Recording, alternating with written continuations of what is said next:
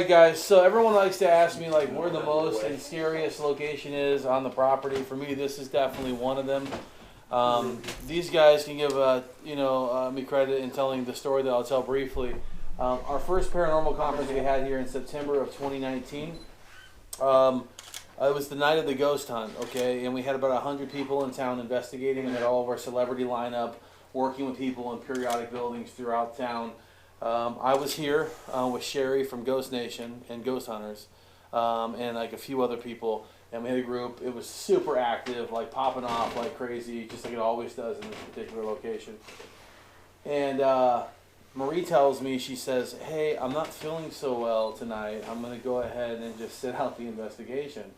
And I've been married long enough to know that, okay, that's fine, right? But she was kind of the mastermind behind the entire paranormal conference. So on Friday, before the actual ghost hunt, the owner came out and made a comment that there was more people in Vulture City than it had been in over 100 years. So we were pretty proud of that we were able to bring a lot of people back to this historic town, generate some revenue to keep these buildings, continue to keep going, right?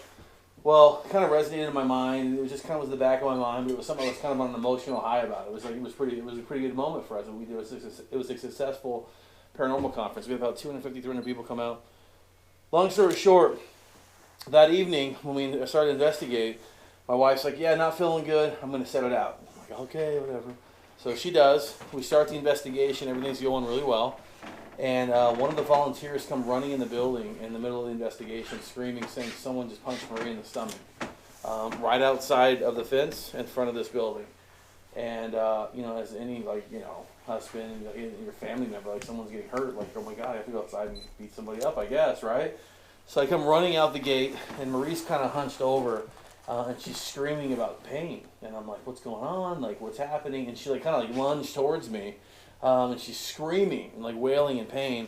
So myself and a few other people helped to kind of guide her through the fence line. Ideally, we were going to sit her on a bench that used to be right in front of this building.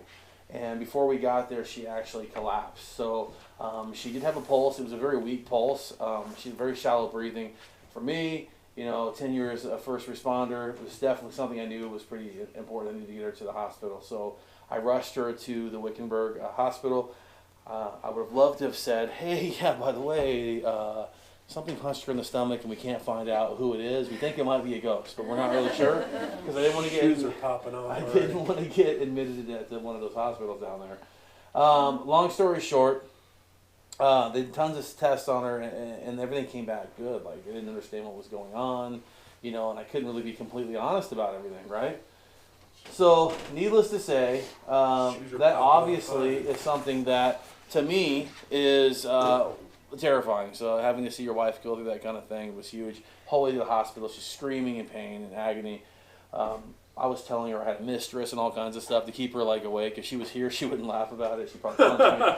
But I was saying all kinds of stuff just to get her upset, to keep her awake. And it worked kind of a little bit.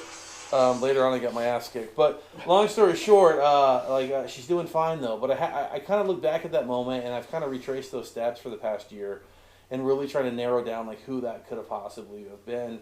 I couldn't help but remember that on the Friday before everything had taken off here, the owner said there was more people here than there had been in over 100 years. Well, Marie's kind of the mastermind behind the event all in of itself, so I have to figure with all these 5,000 people that used to live here at one point in time, there's probably one or two of them that maybe weren't so happy that we had brought all these people back to this town. Like I said earlier, ghosts are people too, right? So people have different feelings about that. So who it was, I'm not really sure. We talked about a Joseph character earlier on in the evening. I wonder, especially with the significance of a woman getting beaten up, I wonder if maybe it could be this Joseph character. So we're kind of chasing that and trying to understand that and who that was specifically for the better part of a year now. But obviously that was definitely terrifying. And one of the more recent terrifying incidents that happened here was during broad daylight. I was in town doing a wedding tour, and I was coming back up, and Marie was busy with an elderly couple in the blacksmith, which is across the dirt road from here. And I was coming up the hill, and she said, hey, those people are leaving. Can you please get the map from them and tell them to do a Google review, blah, blah, blah, blah, blah. And I'm like, Google review? Who's the guy that's standing on the back patio? There was a guy I saw standing on the back patio, tall dude, big guy, handlebar mustache, cowboy hat, just sitting on the back patio. Well, I had my car keys, my phone, my wallet, everything up there. And typically people aren't even allowed on this back area. It's kind of just like staff. So I'm like, who is that? Like, and she's like, don't worry about that. Just, you know, get the map from these people. Again, I've been married a long time, so I listened to my wife. Figure if I get robbed, at least I wouldn't get, you know, blamed for it because it was her fault, right? So I get back to this back area of the building, and the person's gone. I mean, all my stuff's there. And my wife comes up, and she's like, well, what did he look like? And I got literally halfway into explaining what he looked like, and she said, you know who that is, right? And I knew who she was talking about, and it was Chuck. Chuck was the caretaker that introduced us to Vulture City. And he left here abruptly about a year prior to that, and we didn't know why.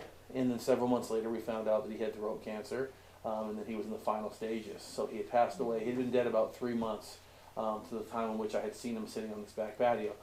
This we call it a fresh ghost and old ghost here. That's definitely more of a recent ghost, a recent person that had passed away that has returned back. And he was doing exactly what he once did, which was sit on the back patio and look at the town and make sure everybody was coming in and out like they were supposed to and everybody was safe.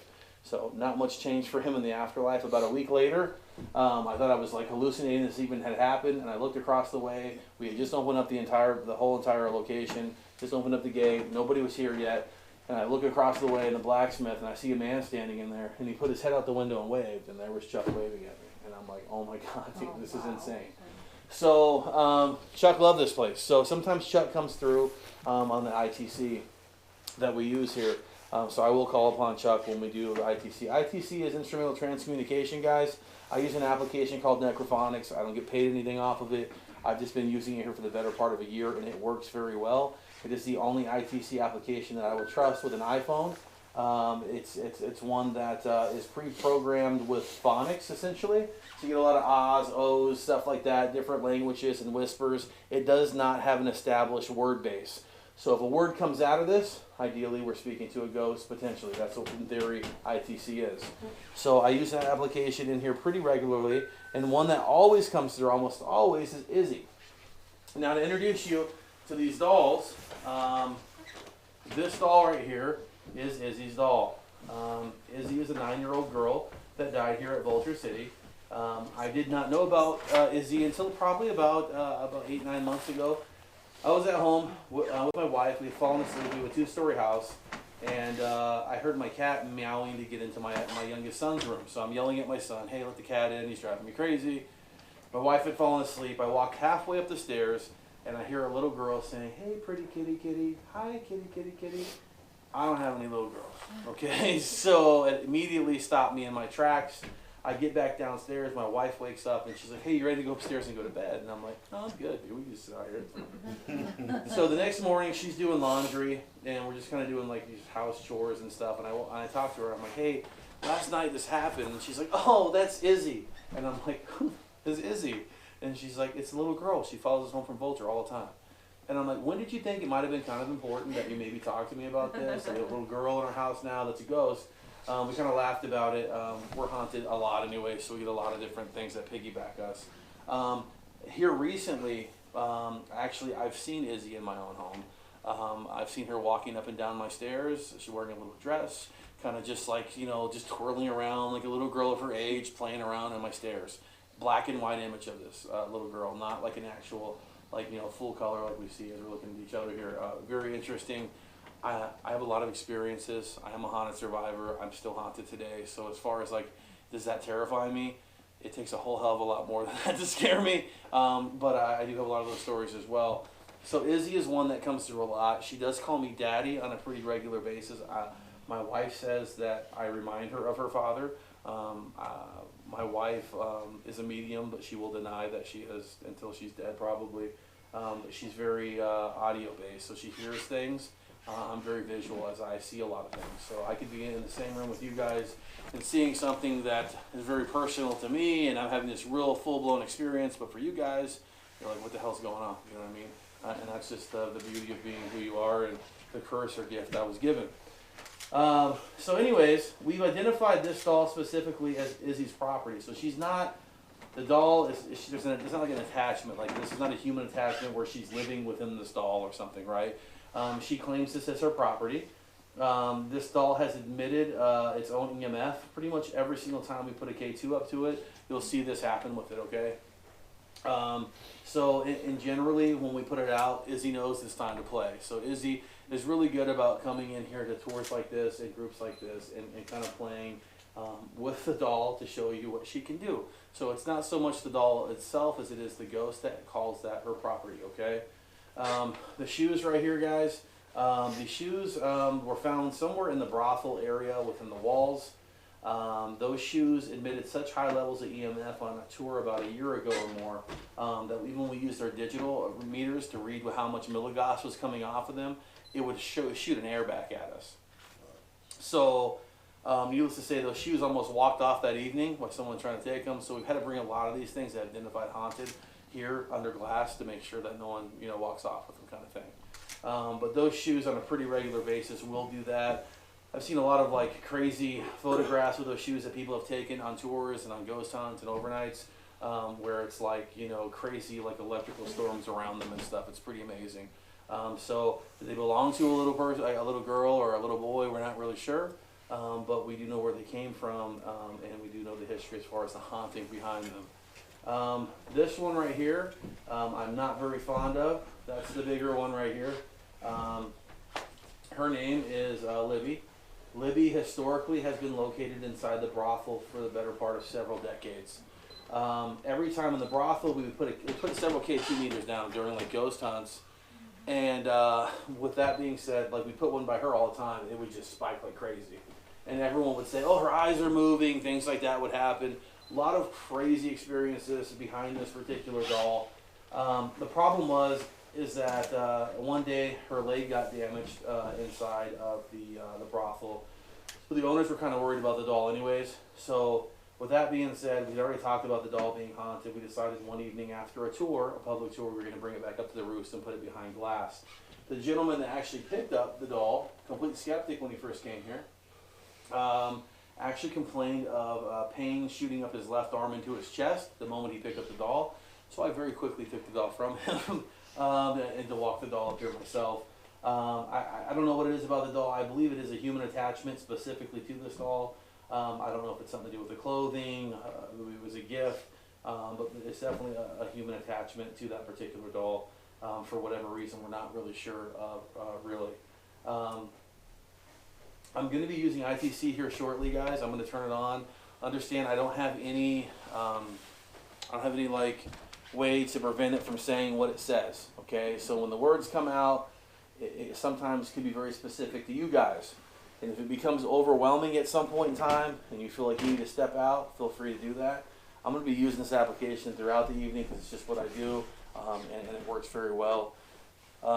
If it does become very specific to you, like I said, just if you can handle it, try to hang with it. A brief story about this application is I had a young gentleman come here on a tour. He was right where you're standing. Turned it on and immediately said his name, and that kid started to take off in the parking lot. I had to go track him down real quick, had a quick conversation with him. He said, "Sir, you don't understand. 6 years ago, I broke into Vulture City with 2 of my friends. We performed a seance here, and one of my friends attacked me, speaking in Latin as he was beating me up. We both went in 3 different cars and left. I haven't spoken to those 2 gentlemen since. I came back here to apologize because I've been haunted ever since." And I'm like, okay, well, we need to talk. I said, number one, but I mean, you're not in trouble. I said, I appreciate you coming back and being honest with us. Literally, that box talked to this guy for the entire tour. He literally made peace with the other side because they felt a little disrespected for what he had done and coming in here and doing what he did. But after he left, he felt comfortable, he felt good. But I can tell you, it can be scary sometimes of what it does say. I'm just warning you guys ahead of time.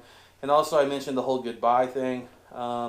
This is pretty much a modern day Ouija board. It's really no different. It's all about intent. So literally the problem with the Ouija board is, and the reason why we get all the calls for the Ouija boards is that mom and dad are gone, so sister and brother decide to pull out this Ouija board they got from a friend or over at a friend's house. They use it. Someone moves the planchette either on accident or on purpose, or maybe it does happen on a paranormal, supernatural spectrum. They all get scared. They put the board back in the box. They put it under the bed, and they don't tell mom and dad. Next thing you know, they're having nightmares. There's footsteps down the hallway, and they see something in their closet. The whole thing that was wrong with all that wasn't the board. It was the problem that they didn't close out communication, didn't say goodbye. So if I'm sitting here talking to you guys right now, and I walked out this door to my car, you would probably think I was kind of a jerk off, right? And you probably have some loud things to say, right? And there might be some words said. There might be, you know, some displays of anger, stuff getting thrown around, some slamming of things. It's the same thing with spirits, ghosts, or people too. So if you open up that communication, it's always important to close it. Say goodbye, so you close out that communication. And that's why it's so important by using this application that you do say goodbye when you leave. And without further ado, I'm going to go ahead and turn it on and see who we can talk to tonight. You're going to hear an echo, so it's going to say it a couple times. Just so that way we know what it's saying to kind of help us out. Izzy, honey, are you here with us this evening?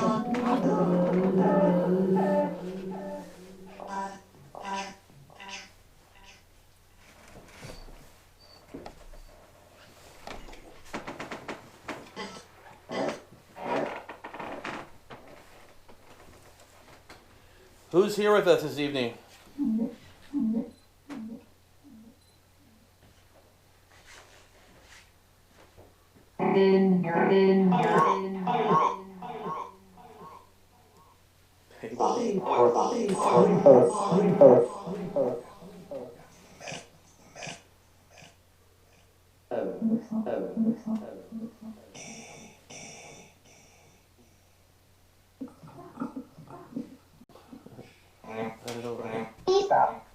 Hi, Izzy. How are you, honey?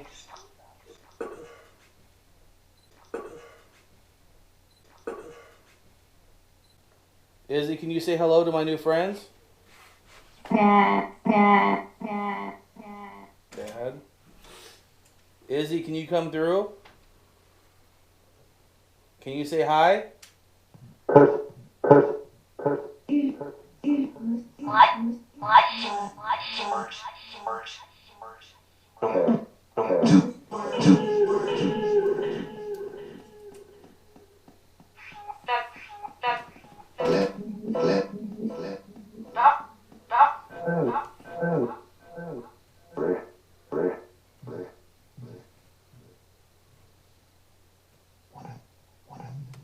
Let's give you an example of some weird stuff while doing this that's happened. Is we had a rock up here one day during something similar to what we're doing right now.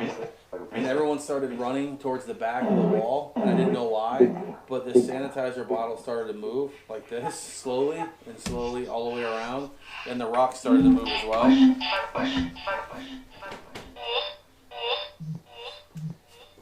Libby, are you here with us this evening?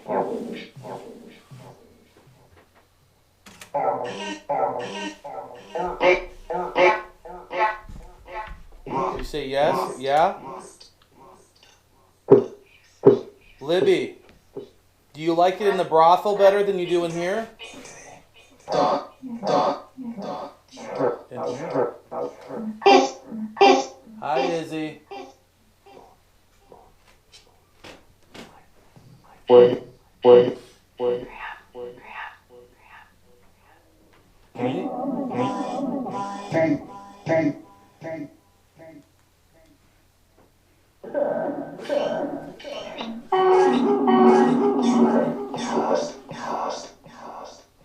Can any of the spirits tell me what year it is, please? Patient.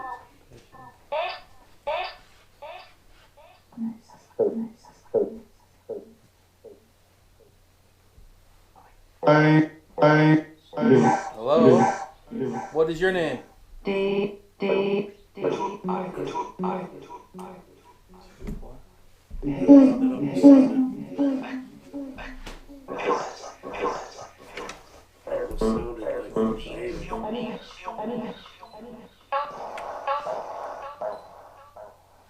Is there any miners here with us that perished in the collapse?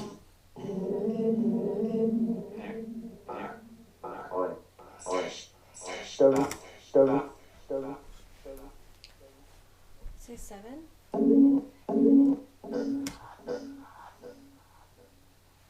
It's harder for me to hear it on this side of it.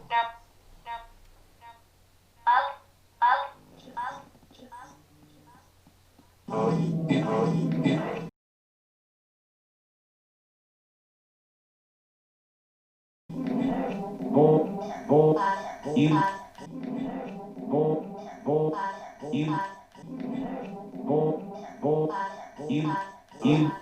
shoes keep coming off as stained. The whole time, right? Yeah. Probably gonna blow up the kid too. What's the spirit name that belongs to those baby shoes? Can you tell me that? You said girls. Lydia? What? Is that right? Right, Lydia? Right, Lydia? Right, Lydia? So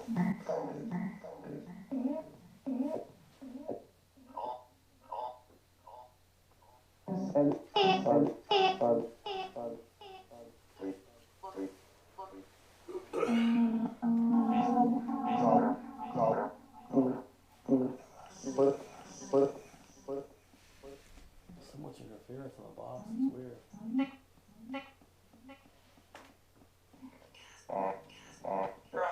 Gasping? Why are you gasping?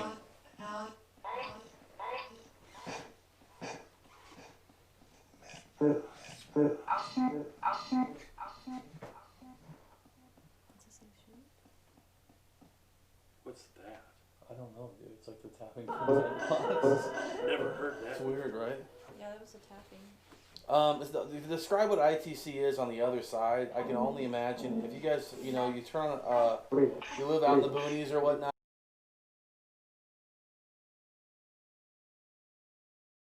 and you have a back porch light on in your house, right? You have all these moths and all these bugs that come flying to that one light source that's in the area. When we're using a communication device like this in an application, it's kind of the similar thing, I think, to where that's why you have so many people trying to rush in to talk. They're all trying to gather and jump on each other to get that message or that word across. And that's why you're kind of getting this stumbling effect, I believe, with all these different voices coming through, as they're all trying to fight in position. Now, you'll notice sometimes when I talk to Izzy, some of the male spirits will get really pissed off. You got to remember the town was established in 1863. Kids, you know, were to talk second, right? I mean, obviously we're respected by families, but at the same time, you didn't earn your right yet. And culturally, things were much different back then. So for me, being a male, calling upon a little child, that might be some of the men, minors maybe, or some of the men that would have lived here, might find that a little bit like disrespectful to them, with me trying to reach out specifically to like a little 9-year-old girl and not allowing them to speak, because that would be more important. That is what they would assume, at least. I don't think you're a cholo. Or that too, maybe. Sorry. Maybe.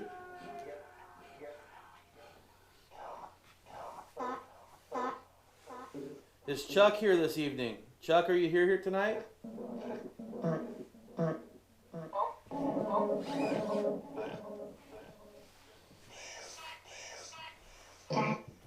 Please what?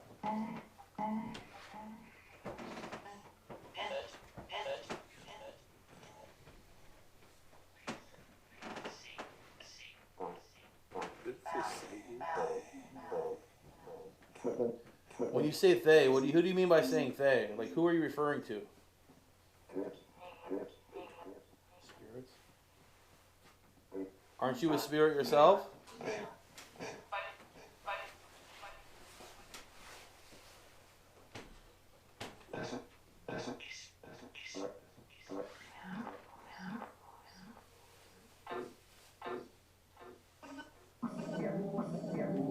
Can any of you tell me how you died?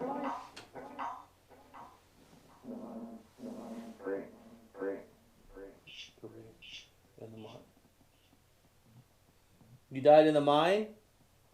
Say at home. It almost does sound like at home, huh? Are you saying that you died in your home? Were you the old superintendent that lived in this building?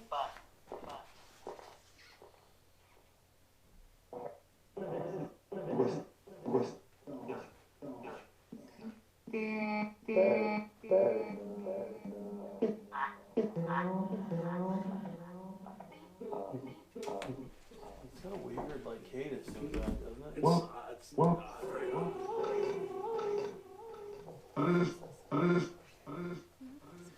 Is there any natives here with us this evening that would like to communicate a message to us? 19? There's 19 natives? Do you know of the giants in this area?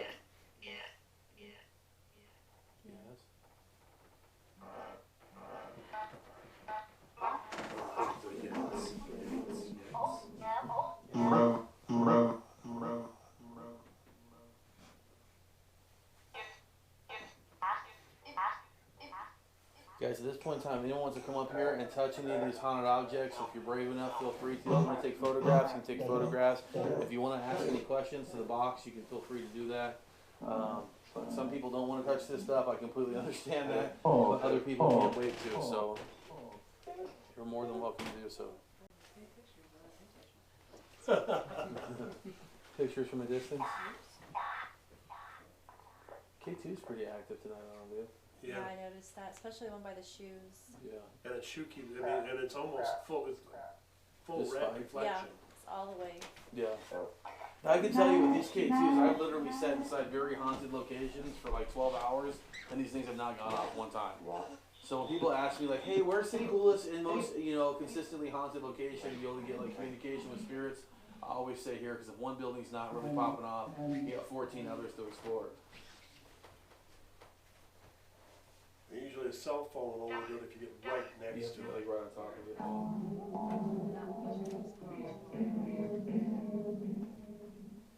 And these were going, actually, in fact, this doll right here, I didn't even believe this doll had any kind of like, haunted past to it whatsoever. The history behind that specific doll that we call Dolly is that one of the guys named Tom that does a lot of the artistry work around here, making the buildings, continually look the age in which they are, matching up that wood and reusing wood and whatnot to kind of keep it authentic. His wife is a spiritualist. They live in Yarnell, up the road, close to Prescott, and they were in a antique shop in Yarnell. And the story goes that she said that this doll spoke to her and that it was supposed to come to Vulture City. So when they brought it here, I jokingly laughed about this doll all the time. Everybody was scared to death of this doll. Everyone would say that worked here during the week, they'd say the doll would move around the room. They'd find it in one area, the next area, they'd walk out the building, come back, it'd be turned another way. All kinds of weird stories associated with it. But I kind of thought everyone was just kind of paranoid and kind of feeding into the story about it. We had a paranormal team come out, and we were doing pretty much what we're doing right now here. And there was a chair in the middle of the room. The doll was sitting on it. Izzy came through, and she said, hey, do you want to hold my dolly? Very clearly through the box. I'm like, whoa. And I turn around, and then there's the doll sitting there in the chair. And I'm like, you mean this doll? I went to go touch the doll. I did not know at this point in time it had a musical box hooked up to it. It started playing music, okay? So that already scared the hell out of me, number one. Number two, I picked it up, emitting high EMF. It went up in temperature 15 degrees, like literally right in front of us. So that was huge in and of itself. But it didn't stop. It was like the whole time. It was just pegged that entire night. So it kind of made me a believer that something, there was something more to this doll. And then probably about 2 months later, my wife and I took about a 7-day hiatus from this place, and we do location scouting around the valley for different TV shows. So we went down south into Arizona, and we were gone for a while. And we hadn't been back here for like, I don't know, it was like 7 days straight, which is unusual, right? We come back here, and we walk in, open the door, and we hear a music box playing, and it's coming from this doll. Makes no sense whatsoever why that would be happening, and that would have been in the morning times, that would have been the whole night, part of the day, like 15 hours of nobody being here. That music box would have already played out if it was on a line, so that was kind of weird that it happened. Was it the same music that was playing when we walked in and asked if we heard it? When you walked in, yeah. So I went to go get it out. For those of you that weren't in here, I went to go get it from the case, and as soon as I went to the case, it started playing its music. So I think you guys caught the tail end of it a little bit, yeah. Izzy, can you make that music box go off again on your dolly?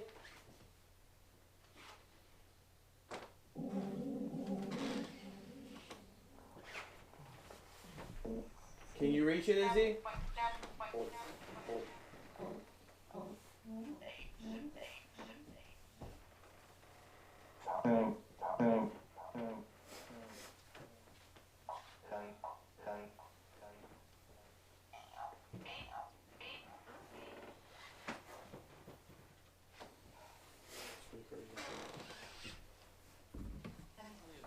in next to the actual pit mine operation.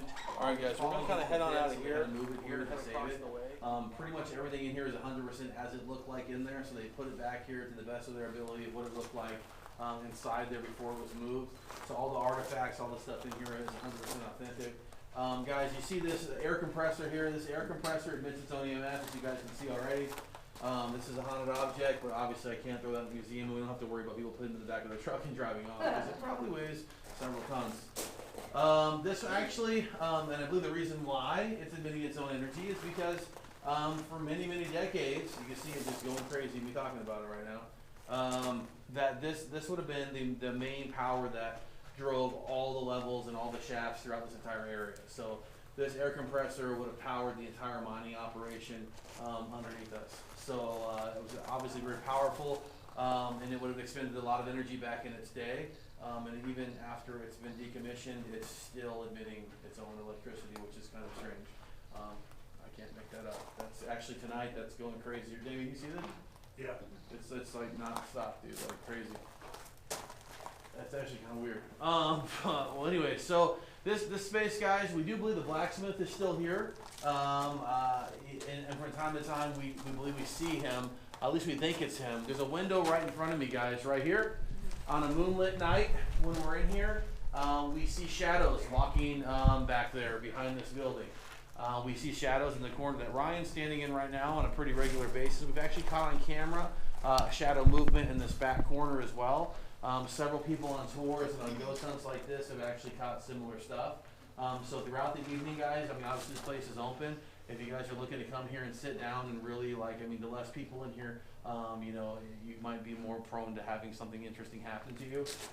Especially back in this area or inside of the storage closet here, people have a sensation of someone watching them or hovering over the back of them. Specifically women report this. I did a private tour probably 3 weeks ago, maybe, with Mr. and Mrs. Santa Claus. They were mall Santas, and they had their own business, and they were really into the paranormal, which was really weird. The nicest people I ever met in the world. They're super cool. They gave me the best review I've ever had. But it was him and his wife, and they did a tour here, and they wanted me to kind of walk them around, show them the history, and show them how to use equipment and stuff. We all saw in this back window someone walk right behind it. So much so that, like, I came running out of the building thinking it was the caretaker or his son that was out here, and even made a phone call to them, and they were actually in Wickenburg having dinner. So nobody was out here at all. Gate was completely locked and sealed. We got about 20 motion sensors and alert zones that go off the cell phones and everything, and cameras all out here in this area. So nothing was alerted.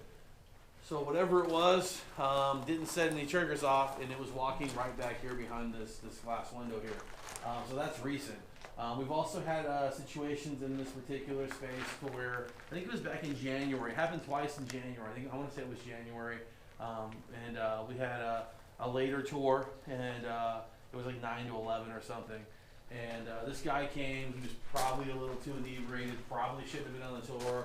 I was seconds away from kicking him out of the tour, and he came in here, and he's like, "Show yourself, you mother, blah, blah, blah," and he's yelling at the blacksmith. And I'm not even lying, like, how loud this was. It sounded like a cinder block fell like from 100 feet above this building, hit the roof, and it rattled this whole thing. Everybody that was in here ran outside into the ring. So, like, literally, like, that happened once, and then a couple weeks later, a similar situation happened, and it was another guy that probably had a few too many that came here, and he was kind of yelling, like, you know, "Making noise," you know, and just kind of being all aggressive. And I kept reminding, hey, you know, ghosts are people too, let's kind of show some respect. And shortly thereafter, we hear the large bang, which kind of just vibrated through the entire building. Then everyone runs out, of course. Out here, guys, we have a lot of reports of people, like sounding of people walking through the gravel. So you kind of hear this. That happens all the time, day and night. For the first year of me being out here, I used to sit on the back patio and by day and by night. And when I had people, especially at night down there, I'd hear that noise. I'd immediately kind of get up and be like, "Hey, you guys need something? How's the investigation going? You know, can I help you with something?" And there would, like, literally be nobody there. And then sometimes even the motion light would pop on outside of the museum. Well, you have to be at least, like, you know, 4 or 5 feet tall for those to go off, because they're set for a higher level of height. Nothing like smaller, but larger objects will set it off, not trees, not branches. That light specifically. and that light will come on sometimes after you hear the rocks. We also have a lot of reports, and this is again specifically with females, where they get rocks kicked at them. It's almost like knee level and below, walking down this area. Why is it some areas where it's like more women driven? I don't know. Maybe that's just, the spirits. Maybe they didn't want women walking down this way for whatever reason. I don't know. Maybe they're just trying to play with you. Maybe they're trying to be mischievous or funny. I don't really know. But that does happen out here quite a bit. And obviously you see what's happening here with that particular light. I'm going to turn on the box and see if we can't make some communication with the smith out here. And guys, historically too, like the blacksmith, like this would have been an operation that was 24/7. So that they would have had multiple blacksmiths that would have worked here, and we constantly have a mining operation that was going 24/7. So this would have been a hub for a lot of energy, anyways, human induced energy plus as well with the mechanics.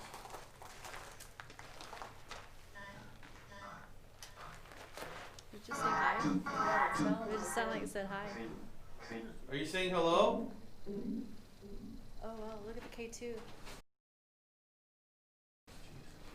It's just disturbing everything out here. Damien, you hear this crap?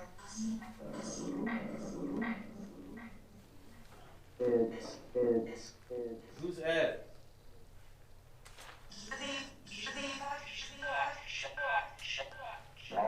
You just cuss at me? I said, did you cuss at me? What about God? Do you see God from where you're at?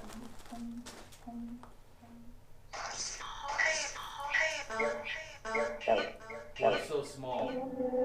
Are you so small before God? Go. Say go? Go. You said Todd before that. Todd works here. What do you have to say to him?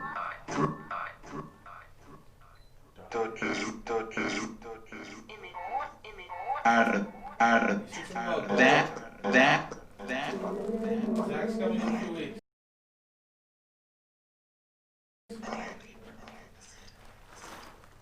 This is gonna postpone again. Okay, so Tom loved this place. He's still around. Do you miss Tom? Bring him back. Wow. Did you know that Tom was sick? Don't even. Yeah, he is sick. Do you guys remember playing tricks on him all the time? Does it say lot? Do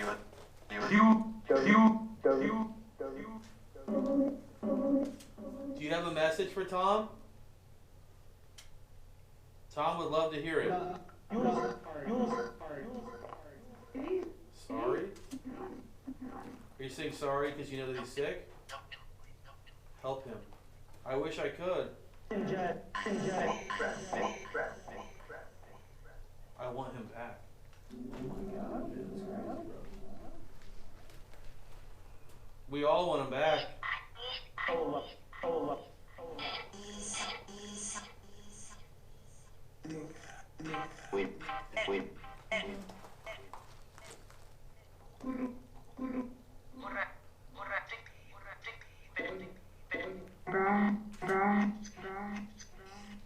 You say burn? What do you mean when you say burn? Is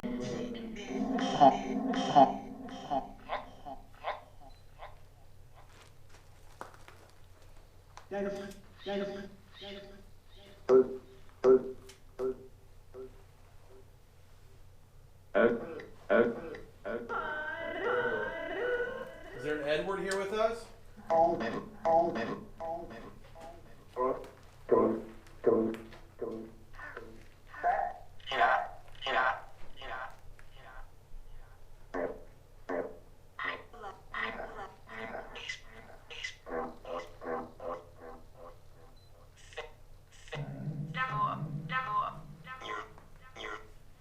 Does anyone have any messages they'd like to give us before we move on?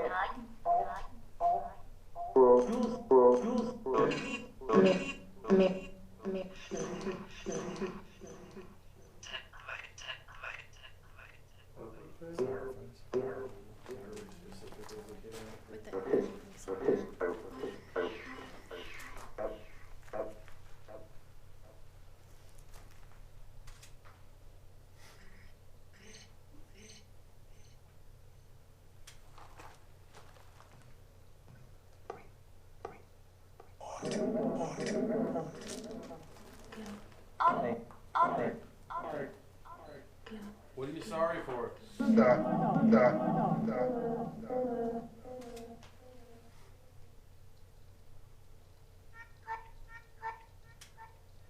good.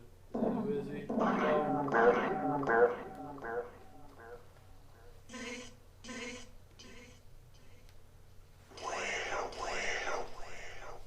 Bueno?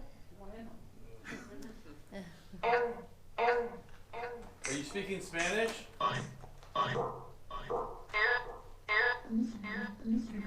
Knocking sound. Never heard that before tonight. You hear a knocking sound? What do you mean?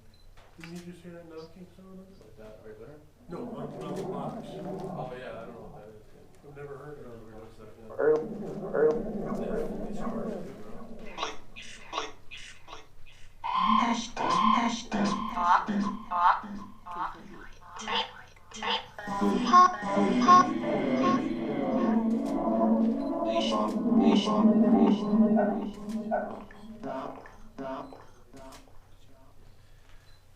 The evolution of the communication definitely. It's way more intelligent than it used to be. Hey guys, feel free to move about. Guys, take photographs, take pictures if you want. This is an area that might be on your list to come back to later on tonight. I would highly recommend it.